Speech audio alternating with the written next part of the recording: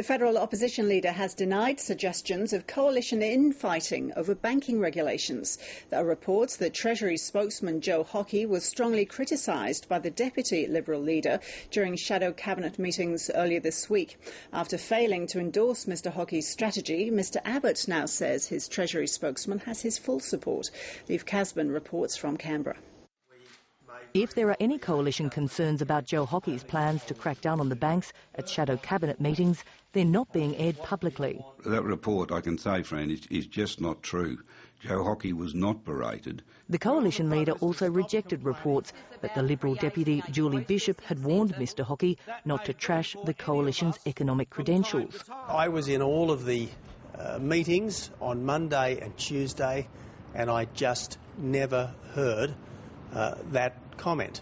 I never heard that comment at all. But neither did the opposition leader lend support to his treasurer.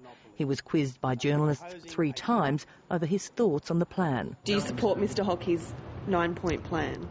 I think it's very important, very, very important, that we expose the weakness and the bluster of this government when it comes to the banks and when it comes to increasing interest rates, which are putting pressure on small business. So you can't say it's increasing interest rates? Look, I've dealt with that issue. If there are other questions, I'll have other questions. Mr Abbott later moved to clarify his position in a series of radio interviews.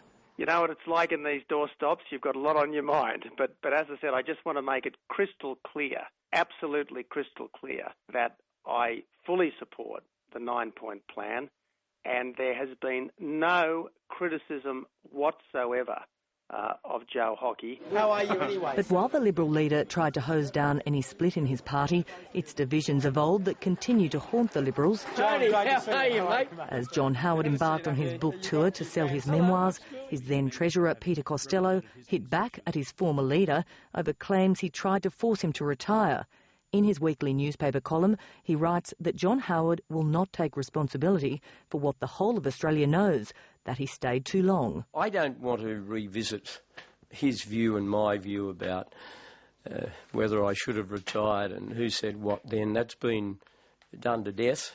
And Peter Costello says that Howard wants to claim all the achievements of the coalition government and does not intend to share the glory. I never sought to hog all the glory. I was always ready to give credit. But the unwelcome distractions for the Liberal Party are hogging the coalition's time it could be using to attack the government.